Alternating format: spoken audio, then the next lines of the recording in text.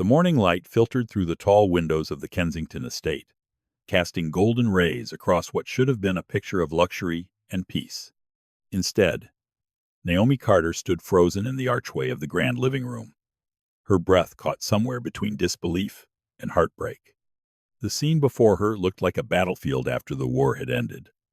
Furniture overturned, crystal vases shattered across the marble floor, and feathers from torn silk pillows floating through the air like snowflakes in a snow globe someone had violently shaken.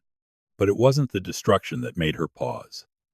It wasn't the $1,000 artwork knocked from walls or the antique Persian rug now stained with paint of every color imaginable.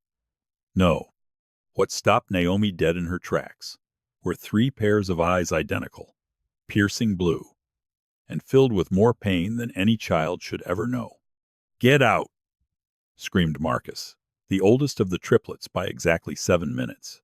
He stood at the front of his brothers like a tiny general, commanding his troops, his small fists clenched tight enough to turn his knuckles white.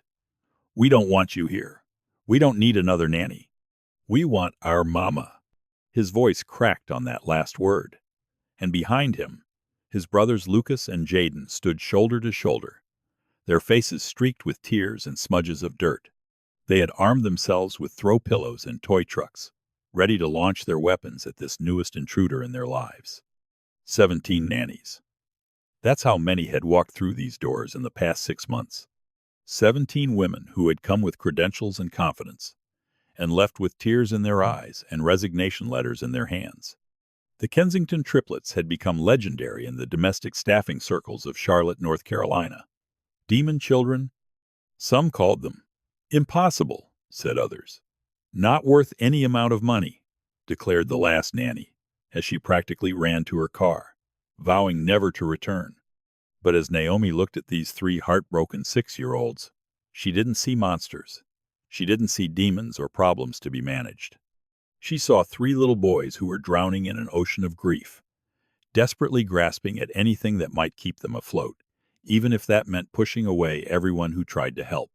"You can't make us like you," Marcus continued, his voice rising with desperation. "You're going to leave just like all the others. Everyone leaves.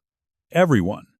Before we go deeper into this story, take a second and hit that subscribe button. Give this video a like, and let us know where you're watching from. I'm curious to know how far these stories travel. Naomi took a slow breath. She didn't flinch when a toy car sailed past her head, missing by inches. She didn't raise her voice when Lucas knocked over a lamp that probably cost more than her monthly rent.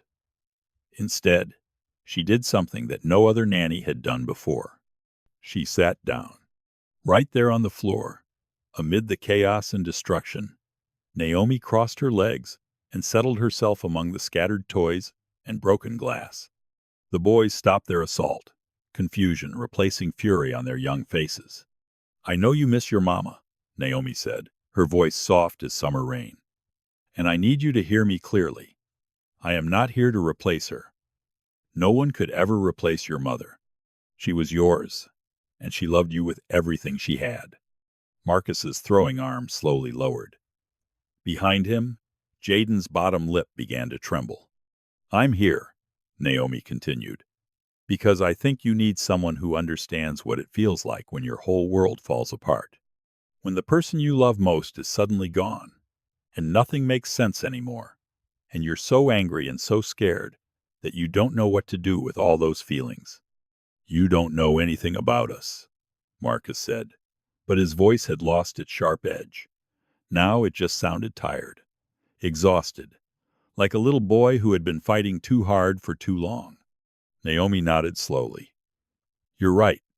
I don't know everything about you yet, but I know that you're scared. I know that you're angry at the whole world. And I know that you think, if you're mean enough to me, I'll leave just like all the others did. Then you won't have to risk loving someone new, because loving people hurts when they go away."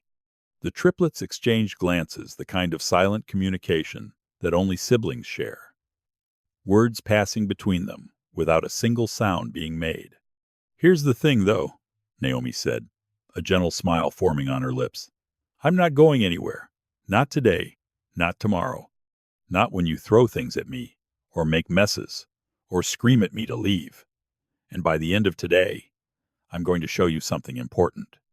"What?" Lucas spoke for the first time, his voice barely above a whisper. Naomi rose to her feet, brushing feathers off her simple navy dress.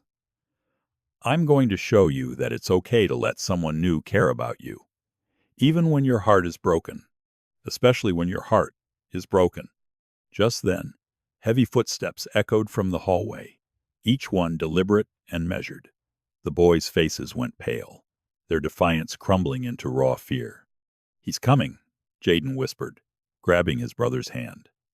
"Daddy's going to see the mess. He's going to be so angry." What happened next would change everything, not just for these three broken children, but for the man who had spent 6 months believing his sons were impossible to reach.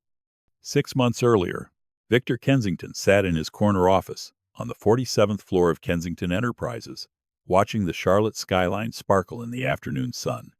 At 36 years old, he had built a commercial real estate empire worth nearly $3 billion. He had graced the covers of Forbes and Business Weekly. He had shaken hands with senators and dined with foreign dignitaries. None of it mattered anymore. His phone rang for the 4th time that morning, and Victor already knew what awaited him on the other end. It would be either his assistant, Margaret, calling about another nanny disaster, or the boys' private school with another incident report. Today, it was both. "Mr. Kensington," Margaret's voice came through tense and apologetic. "I have bad news and worse news." Victor pinched the bridge of his nose, feeling the familiar headache begin its march across his temples. "Give me the bad news first." The school called. The boys started a food fight in the cafeteria that ended with 3 other children covered in mashed potatoes. Then they locked their substitute teacher in the custodian's closet and refused to come down from the playground equipment for 45 minutes. Principal Henderson is requesting an immediate meeting about their continued enrollment. Victor exhaled slowly, his breath fogging the window glass. "And the worst news? Nanny number 17 just resigned," Mrs. Chambers said, and I'm quoting directly here. "Those children are possessed by something unholy, and there isn't enough money in the world to make me set foot in that house again." She left through the service entrance to avoid seeing the boys one final time. The silence that followed stretched out like a held breath. Victor stared at his reflection in the window, a man who had aged a decade in 6 months, dark circles under his eyes, his once athletic frame now gaunt from missed meals and sleepless nights. 6 months ago, he had been a man who believed he had it all. A thriving business, a beautiful home, a wife who lit up every room she entered, and 3 sons who were the center of his universe. Then Emily died. The car accident happened on an ordinary Tuesday afternoon. Emily had been driving to the florist across town, picking up an arrangement she'd special ordered for Victor's birthday celebration. A delivery truck ran a red light at the intersection, and in one devastating moment, everything changed. The paramedics said she likely didn't feel any pain, as if that was supposed to be a comfort. In one instant, the man Victor had been the confident, capable father and husband shattered. What was left was a hollow shell who didn't know how to comfort his sons because he couldn't even comfort himself. A man who worked longer hours because it was easier to lose himself in spreadsheets and acquisition deals than to go home to a house filled with memories of the woman he loved. The boys blamed him. They never said it out loud. They were only 6. After all, too young to articulate the complex emotions roiling inside them. But Victor could see it in their eyes whenever he walked through the door. Daddy wasn't there to protect Mama. Daddy let her go to the store alone. Daddy should have stopped it somehow. The guilt was eating Victor alive because somewhere deep inside, he blamed himself too. "Margaret," he said finally, his voice hoarse, "call the agency. Tell them we need someone immediately. Offer double the standard salary, triple if necessary. Someone out there must be willing to try." Margaret hesitated on the line. "Sir, I already called them this morning. They said they've exhausted their roster. Word has spread about the boys, and no one is willing to accept the position." We've been effectively blacklisted by every domestic staffing agency in the Charlotte metro area. Victor's hand tightened on the phone until his knuckles turned white. He was worth billions. He could buy entire city blocks, could make or break companies with a single decision. But all his money, all his power, couldn't solve the only problem that truly mattered. His sons were falling apart, and he had no idea how to put them back together. Post an advertisement online, he said. Forget the agencies. Cast a wider net. Someone out there has to be willing to help. But Victor had no idea that the person who would answer that ad would change everything about his family's future. Across Charlotte, in a modest apartment on the 4th floor of a building that had seen better days, Naomi Carter sat at her small kitchen table, scrolling through job listings on her laptop. Rain streaked down the window behind her, turning the city lights into blurred watercolors. She had been searching for 3 hours now, and the same listings kept appearing: positions requiring degrees she didn't have, experience in specialties she'd never studied, or references from families who had moved overseas and were impossible to contact. At 32 years old, Naomi had spent the past decade working as a nanny and caregiver. She had a gift for it, an intuitive understanding of children that couldn't be taught in any classroom. But lately, the industry had changed. Families wanted graduates of elite nannying academies with certifications in early childhood development. They wanted young women from wealthy backgrounds who could teach children proper etiquette for country club functions. What families didn't see in Naomi's resume was her special gift.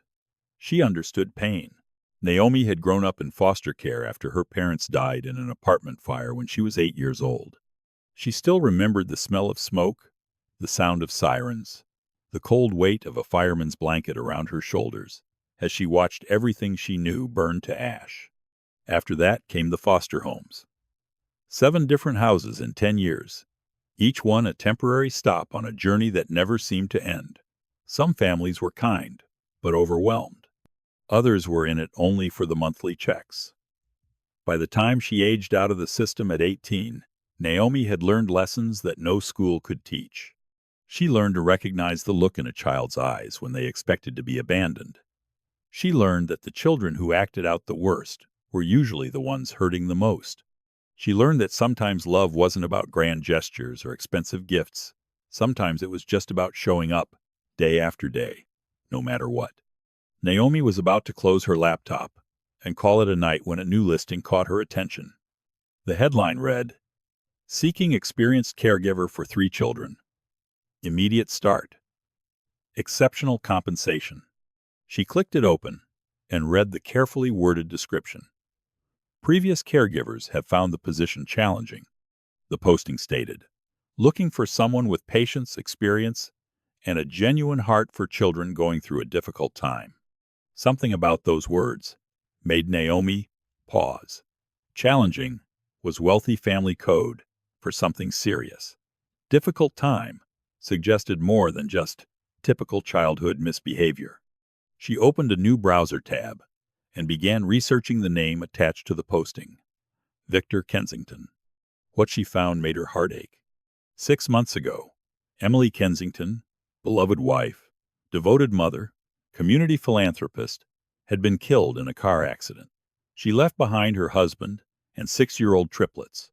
The articles Naomi found painted a picture of a family torn apart by tragedy, of children struggling with inconsolable grief, of a father drowning in responsibilities he couldn't manage alone. Naomi closed her laptop and walked to her window, watching the rain continue its descent.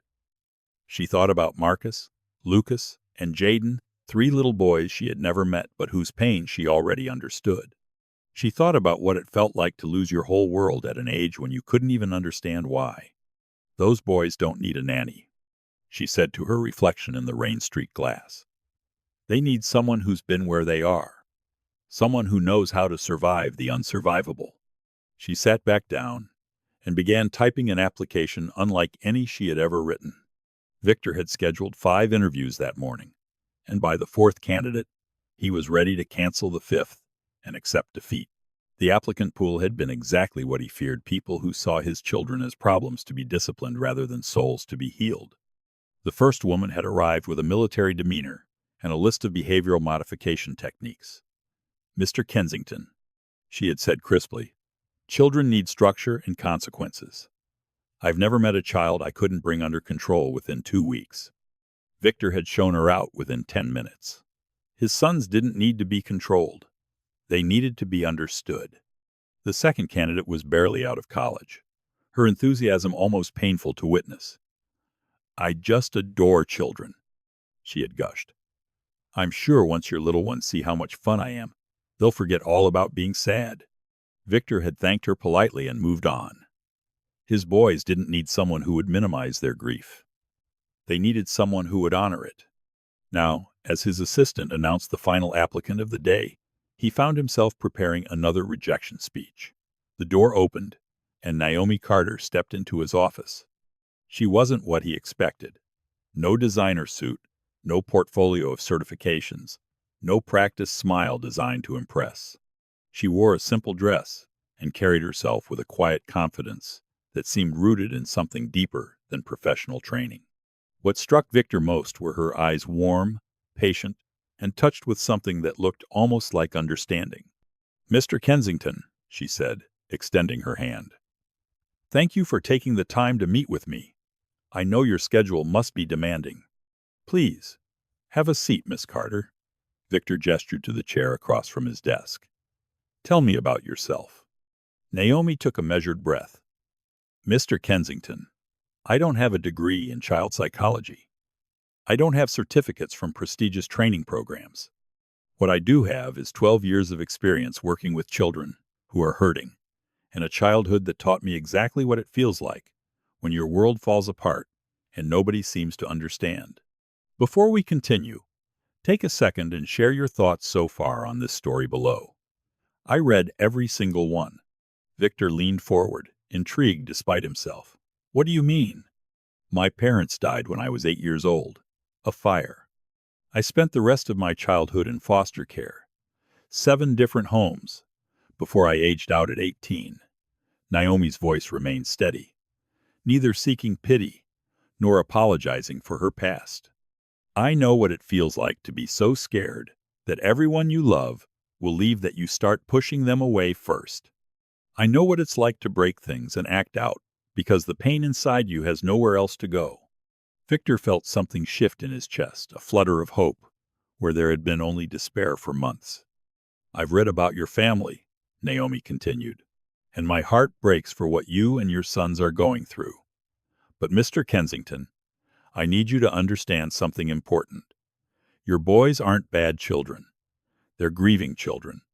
And grief in children often looks like anger, like defiance, like destruction. It's not because they want to be difficult. It's because they're trying to survive." For a long moment, Victor couldn't speak. No one, not therapists, not counselors, not the parade of failed nannies, had ever articulated it so simply, so truthfully. "The previous nannies all said my sons were impossible," he finally managed. "That's because they were trying to manage them instead of understand them," Naomi said gently. "They were trying to fix the behavior without addressing the pain underneath. But you can't discipline grief out of a child. You can only walk through it with them."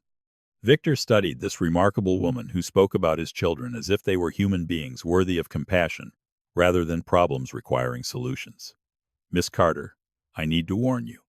My sons have driven away 17 nannies in 6 months. They've destroyed property. They've said terrible things. They've made grown women cry." Naomi smiled, not the practiced smile of someone trying to make a sale, but the genuine smile of someone who had heard this before. "Mr. Kensington, I've worked with a child who set fire to his foster family's curtains because he was terrified of being sent away again. I've worked with a little girl who bit every adult who came near her because she'd learned that people who got close only brought pain. Destruction is just grief with nowhere else to go." Victor felt tears threatening at the corners of his eyes. When was the last time anyone had offered hope instead of judgment? "When can you start?" he asked, his voice rough with emotion. "Tomorrow morning," Naomi replied. "If that works for you." Naomi arrived at the Kensington estate at 7 in the morning, carrying a thermos of homemade coffee and a container of fresh-baked cookies. The mansion was even more impressive in the early light, a sprawling Georgian revival with manicured gardens, and a fountain that probably cost more than Naomi's entire apartment building. But she wasn't here to be impressed by architecture. She was here for 3 little boys who needed someone to see past their walls. Victor met her at the door, and Naomi noticed immediately that he looked like a man who hadn't slept well in months. Dark circles shadowed his eyes, and his once crisp suit hung slightly loose on his frame. "The boys are still asleep," he said, his voice tight with anxiety. "They usually wake around 7:30. Are you certain you're ready for this?" Naomi handed him the thermos. "I thought you might need some coffee. And Mr. Kensington, I want you to know something. Whatever happens today, I'm not going to quit on your sons. Not today. Not tomorrow. Not ever." Victor stared at the thermos in his hands, something flickering across his face. When was the last time anyone had thought to do something kind for him? "Thank you, Miss Carter. That's very thoughtful. Please call me Naomi." At exactly 7:32, the sound of running feet thundered through the upstairs hallway, followed by shouting and the distinctive crash of something expensive hitting the floor. Victor grimaced, but Naomi simply nodded as if she had expected nothing less. She followed the commotion to the kitchen, where she found 3 identical boys, engaged in what could only be described as a maple syrup war. The kitchen island had become ground zero. Puddles of sticky amber covered the granite countertop, smeared across the refrigerator, and somehow made it onto the ceiling. One boy stood on a chair, wielding an entire bottle of orange juice like a weapon, while his brothers used serving spoons to catapult breakfast cereal at each other. "Food fight!" screamed Lucas when he spotted Naomi in the doorway. He immediately redirected his cereal catapult in her direction. What happened next stopped all 3 boys mid-throw. Naomi laughed. Not a nervous laugh. Not an angry pretend laugh. A genuine, warm, from-the-belly laugh that filled the chaos with unexpected joy. "Wow," she said, stepping calmly into the kitchen, as if she were entering a perfectly normal room. "You 3 are really committed to this. I'm honestly impressed by the coverage. Did you get syrup on the ceiling? How did you even reach that high?" The boys froze, cereal and syrup dripping from their hands, utterly confused by this strange reaction. "You're not going to yell at us?" Marcus asked suspiciously. "Why would I yell? This looks like it took serious teamwork and creativity. Though I bet you're all pretty sticky now." Naomi walked to the kitchen table and sat down, as if sticky floors and food-covered children were perfectly normal parts of her morning routine. "I'm Naomi, by the way. And I brought cookies. But I'm guessing you're probably too full from all that syrup to want any." "We weren't eating it," Jaden said defensively. "We were throwing it." "Ah. Much more fun than eating it, I'm sure. What are your names?" Marcus crossed his arms over his chest, his small face set in a scowl. "I'm Marcus. That's Lucas. That's Jaden. And we don't like nannies. At all." "That's okay," Naomi replied cheerfully. "I'm not really a nanny anyway." "Then what are you?" Lucas asked, curiosity winning out over his defensiveness. "I'm a friend who happens to make really excellent cookies and knows how to tell the best bedtime stories. Stories about brave knights and magical creatures and kids who go on adventures that would make your head spin." Jaden, the youngest by 4 minutes, perked up visibly. "What kind of adventures?" "All kinds. Adventures where regular kids discover they have secret powers. Adventures where children save their whole families from terrible curses. Adventures where little boys just like you learn that they're stronger than they ever imagined." If you were in Victor's shoes right now, watching this unfold after months of hopelessness, what would you be feeling? Drop your thoughts in the comments below. The triplets exchanged those silent glances again, a conversation happening in their shared language of looks and raised eyebrows. But Marcus wasn't ready to surrender yet. "We don't want friends," he declared. "Friends leave. Everyone leaves eventually. Naomi's heart clenched at the pain beneath those words. You're right, Marcus. Sometimes friends do leave. Sometimes people we love go away, even when they don't want to, even when they promise they'll stay forever. The kitchen went quiet. Lucas lowered his cereal spoon. Jaden's eyes began to glisten. But you know what I learned? Naomi continued gently. Just because someone leaves doesn't mean they stopped loving you. And it doesn't mean everyone else will leave too. Some people stay. Some people fight to stay. Our mama left, Jaden whispered, his voice cracking. She went to heaven, and she didn't even say goodbye. I know, sweetheart, and I bet that hurts so much that sometimes you feel like your chest is going to break right open from all the sadness. All three boys nodded, tears now streaming freely down their syrup-smeared faces. Can I tell you a secret? Naomi asked softly. They nodded again, moving slightly closer. I lost my mama and daddy too, when I was just a little bit older than you. And for a long, long time, I was so angry and so scared that I pushed everyone away. I thought if I was mean enough, people would leave before I could get attached to them. That way, it wouldn't hurt so much when they finally went away. Marcus stared at her with wide eyes. Did it work? For a while. But you know what? I was so lonely. And I missed out on knowing so many wonderful people because I was too afraid to let them care about me.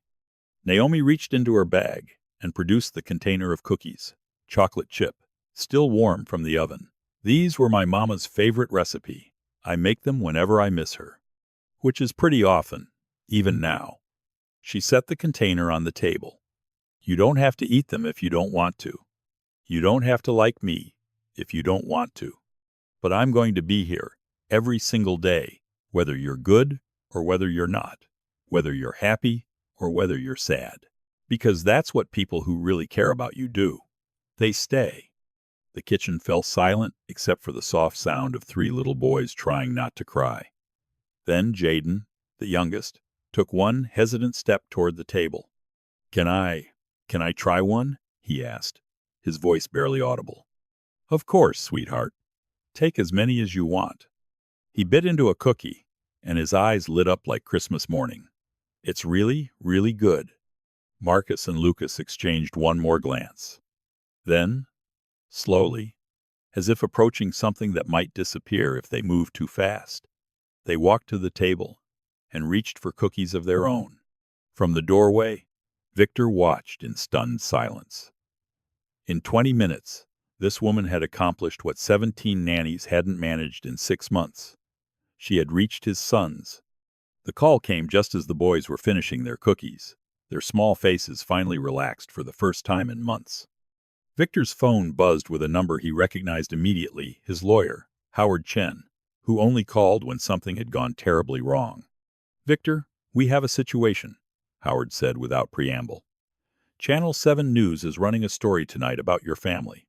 Someone leaked information about the nanny situation, and they're framing it as a story about parental neglect and out-of-control children. Victor felt the blood drain from his face. What exactly are they saying? The headline they're promoting is, Billionaire's Demon Children. Are the Kensington triplets beyond help? They've interviewed 3 former nannies who are calling the boys dangerous and emotionally disturbed. They're implying that you're an absent father who's failed his children. Through the kitchen doorway, Victor could see Naomi showing the boys how to wipe syrup off the counter while they giggled at her silly sound effects.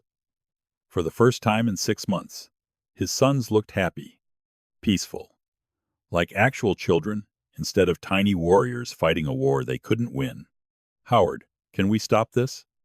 I'm trying, but news organizations have broad protection. There's something else, Victor. They specifically mentioned that you hired a new caregiver yesterday. If this story airs, they'll likely target her next. Her reputation could be destroyed before she even has a chance to help.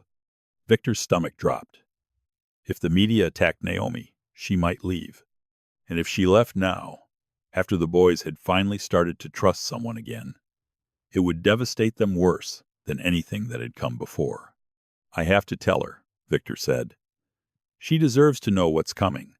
He found Naomi in the living room, where she had organized the triplets into a construction crew building something elaborate with blocks. The boys were actually cooperating, taking turns, helping each other, working together toward a common goal. Victor couldn't remember the last time he'd seen them interact without fighting. "Look, Daddy," Jaden called out excitedly. "We're building a castle for Mama. Naomi says Mama can see us from heaven, so we want to make something really beautiful to show her." Victor felt tears stinging his eyes. His sons hadn't mentioned their mother positively in months. They had been too angry, too hurt, too consumed by grief to remember the love that had existed before the pain. "It's beautiful, boys," he managed, his voice thick with emotion. But Marcus was watching his father's face carefully, too carefully for a 6-year-old, who had already learned to read adult expressions for signs of coming pain. "Daddy, you look really sad. Is Naomi going to leave like all the others?" Victor glanced at Naomi, who was watching him with those perceptive eyes that seemed to see everything. He gestured slightly toward the hallway, and she nodded in understanding. "Boys, why don't you keep building while I talk to your daddy for just a minute?" she said cheerfully. "I want to see how tall you can make that castle by the time I get back." In the hallway, Victor took a deep breath and told Naomi everything. The news story, the attacks on his children's character, the threat to her own reputation. "I would understand completely if you wanted to leave," he finished, unable to meet her eyes. "I won't blame you for protecting yourself, but I need you to know that in one day, you've done more for my sons than anyone has accomplished in 6 months." Naomi was quiet for a long moment. When she spoke, her voice was calm and steady. "Mr. Kensington, can I ask you something?" "Of course. Do you believe your sons are monsters?" Victor's head snapped up. "Absolutely not. They're grieving children who miss their mother, more than words can express." "Then why should it matter what strangers on television say about them?" Victor opened his mouth to answer, but Naomi continued before he could speak. "I've been judged my whole life. Foster kid. No parents, no fancy education. People looked at me and decided I wasn't worth much before they even knew my name. But a few people saw past all of that. They believed in me anyway. Those are the people who changed my life." She turned to face him fully. "Your sons need to know that they're worth fighting for. If I run away the first time things get hard, what does that teach them about their own value? What does it teach them about whether they deserve to be loved?" Before we go deeper, I would love to hear your point of view. Tell me what part hit you the hardest in the story, and share your thoughts in the comments. Victor felt his heart swell with something he hadn't felt in months' hope. "So you're staying?" "I'm staying, but I have one condition." "Anything." "When that news story airs tonight, we watch it together, all of us, and we talk about it honestly. We don't hide from it. We face it as a family." Victor nodded, though fear twisted in his stomach. How would his already fragile sons handle seeing themselves portrayed as monsters on television? The rest of that day unfolded like a miracle. Naomi seemed to have an intuitive understanding of what each boy needed at every moment. When Lucas had a meltdown because he couldn't find a special toy that his mother had given him, Naomi didn't try to distract him or minimize his feelings. She sat on the floor beside him, rubbed his back, and told him it was okay to cry. "Missing your mama isn't weakness," she murmured. "It's love. It's how your heart remembers her." When Jaden got scared during their afternoon walk because a loud truck reminded him of the accident, Naomi scooped him up and held him close, singing softly until his trembling stopped. "You're safe," she whispered against his hair. "I've got you. You're safe." And when Marcus deliberately tested her by accidentally knocking over a glass of juice onto her dress, Naomi just smiled and said, "Well, looks like we're both wearing juice now. Very fashionable. Should we match on purpose tomorrow?" By evening, the boys were following Naomi around like devoted puppies. They helped her prepare dinner, set the table, and even cleaned up their toys without being asked something Victor had thought impossible. "Naomi," Marcus said as they finished eating, "will you read us a bedtime story tonight?" "Of course, sweetheart." What kind of story would you like? Jaden spoke up, his voice small but clear. A story about a mama who goes to heaven, but still loves her little boys. Naomi's eyes glistened, but she smiled. I know exactly the right story. At 8 o'clock that evening, the entire family gathered in the living room. Victor sat on the large sectional, with all three boys pressed close against him, their small bodies tense with anxiety they didn't fully understand. Naomi sat nearby, her presence calm and steady. The news broadcast began with flashy graphics and dramatic music. Tonight at 8, billionaire Victor Kensington's out-of-control children have driven away 17 nannies in just 6 months. Former employees described the Kensington triplets as dangerous, emotionally disturbed, and impossible to manage. The boys watched in bewildered silence as their school photos appeared on screen, accompanied by words like problem children and behavioral crisis scrolling across the bottom. Daddy, Lucas whispered, why are they saying mean things about us? The first interview began a sour-faced woman Victor recognized as nanny number 12. Those children are completely out of control, she declared to the camera. They destroyed property, refused to follow any rules, and seemed to take actual pleasure in making adults miserable. In 30 years of childcare, I've never encountered such difficult children.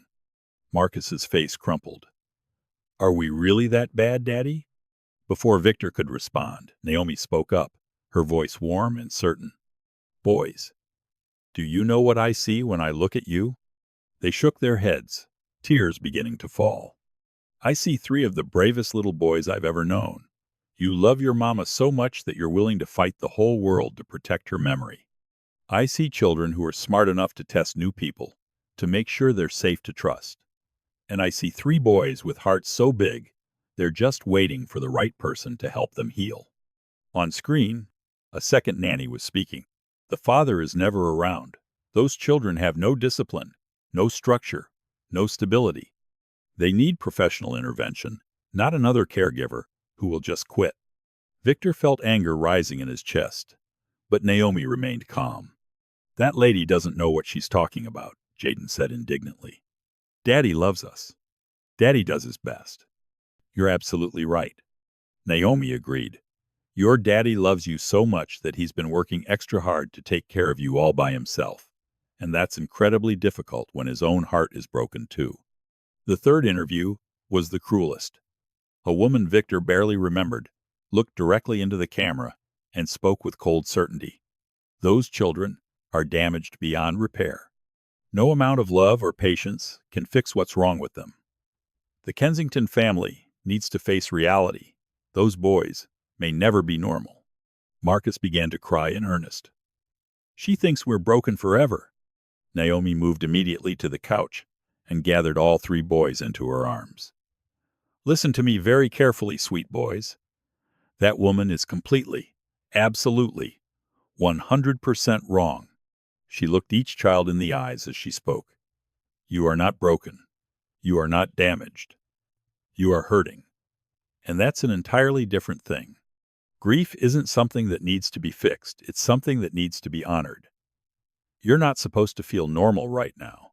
You're supposed to miss your mama and feel sad and scared and angry. That's how love works when you lose someone who meant everything to you. But the lady said no one can help us. Lucas sobbed. That lady never met me, Naomi said with a smile. And she certainly never met 3 boys as special and strong as you. The following weeks tested everything. Victor's phone rang constantly with calls from concerned business partners, worried about how the negative publicity might affect their joint ventures. The boys' school requested an immediate meeting to discuss the concerns raised in the media. Social media exploded with opinions, some sympathetic, others cruelly suggesting that the children should be removed from their father's care. But the most serious development came 3 days after the broadcast, when Victor received a call that made his blood run cold. Mr. Kensington, this is Diana Wells from Child Protective Services. We've received multiple complaints following the news coverage. We need to schedule a home evaluation to assess the situation. Victor felt like the ground was opening beneath his feet. If CPS determined that his sons were out of control, they could recommend removing them from his custody. He could lose the only thing in his life that still mattered. When he hung up, he found Naomi in the kitchen with the boys. They were all wearing matching aprons, giggling as they attempted to flip pancakes with varying degrees of success. It was a scene of such simple joy that it almost hurt to witness. "Bad news?" Naomi asked, reading his expression. "CPS wants to do a home evaluation. People are calling my sons dangerous based on a one-sided news story that they watched for 5 minutes." The boys stopped laughing immediately. Jaden's bottom lip began to tremble. "Are they going to take us away, Daddy?" he asked in a tiny, terrified voice. Victor dropped to his knees and pulled all 3 boys into his arms. "I will never let anyone take you away from me. Never. Do you hear me? You are my sons. You are my heart. And no one, no news story, no social worker, no one in this entire world is going to separate us." But privately, fear gnawed at his insides. What if the social worker believed the media narrative? What if they saw only the destroyed property and heard only the testimonies of frustrated former employees? What if they decided the boys would be better off somewhere else? "Mr. Kensington," Naomi said quietly, "may I make a suggestion? Please. What if we invited the social worker to spend an entire day with us? Not just an hour-long checklist visit, but a real day where she can see what your boys are actually like when they're given patience and understanding? Do you really think that would work?" Naomi smiled with quiet confidence. "I think anyone who spends real time with Marcus, Lucas, and Jaden will see what I see: 3 incredible kids who just need love, and someone who won't give up on them. Take a second and think about this. How many people in your life have shown you this kind of unconditional love? If someone comes to mind, share their story in the comments. Let's celebrate the people who never gave up on us." 1 week later, Diana Wells arrived at the Kensington estate. She was a stern-looking woman in her 50s, with reading glasses perched on her nose and a clipboard that seemed to contain every criticism ever leveled against the family. Her expression suggested she expected to find chaos, neglect, and children in desperate need of rescue. Instead, she found 3 boys in the kitchen, carefully measuring ingredients under Naomi's patient guidance. "Good morning, Mrs. Wells," Naomi said warmly. "The boys wanted to show you how they help make breakfast. This is something we do together every morning." Diana Wells raised a skeptical eyebrow but said nothing as she watched Marcus carefully crack an egg while his brothers took turns stirring the batter. "We're making pancakes for the firefighters at Station 12, Lucas explained proudly. "Naomi taught us that when people do hard jobs to help others, we should say thank you. And pancakes are a really good way to say thank you." "Firefighters?" Diana repeated. "Yes, ma'am. And next week we're making cookies for the nurses at the children's hospital. And the week after that, we're going to make sandwiches for the shelter downtown." Jaden beamed. "Naomi says helping other people is one of the best ways to feel better when your heart is sad." Diana Wells stayed the entire day. She observed the boys' morning routine, how they made their beds, brushed their teeth, and helped prepare their own lunches with minimal prompting. She watched Naomi teach them to work through disagreements with words instead of fists. She saw Victor arrive home early from work to have dinner with his sons, listening attentively as they shared every detail of their day. She witnessed Marcus have a moment of frustration when he couldn't complete a puzzle, and she saw Naomi sit beside him without judgment, teaching him breathing exercises until he felt calm enough to try again. She observed Lucas comforting his brother with a hug and heard Jaden say, "It's okay to feel mad sometimes. Naomi says our feelings are always allowed." Most importantly, she heard the boys talk about their mother not with the anger and pain that had consumed them for months, but with love and tender memory. "Mama used to make the best grilled cheese sandwiches," Lucas shared during lunch. "We're still learning how to make them as good as hers. She used to sing us songs before bed," Jaden added. "Sometimes Naomi sings us the same songs, and it makes us feel like Mama is still kind of here." "We were really sad for a really long time," Marcus said quietly, looking directly at Diana. We were so sad that we did bad things because we didn't know what else to do with all the hurt. But Naomi taught us that it's okay to miss Mama, and it's okay to feel happy sometimes too. Missing Mama and feeling happy can both be true at the same time. By the time Diana Wells prepared to leave, her stern expression had softened considerably. Mr. Kensington, I've been doing this work for over 20 years.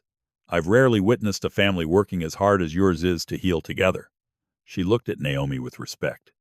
Miss Carter, whatever you're doing, please keep doing it.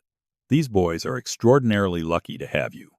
The months that followed transformed the Kensington household into something none of them could have imagined. The boys became known at school for their kindness and empathy. Victor worked fewer hours, having realized that no business deal was worth missing his sons' lives. One evening, nearly a year later, Victor found Naomi in the garden where Emily used to spend her happiest hours. Naomi, when Emily died, I thought my family was finished. But you didn't just save my boys. You saved me too. He withdrew a small velvet box.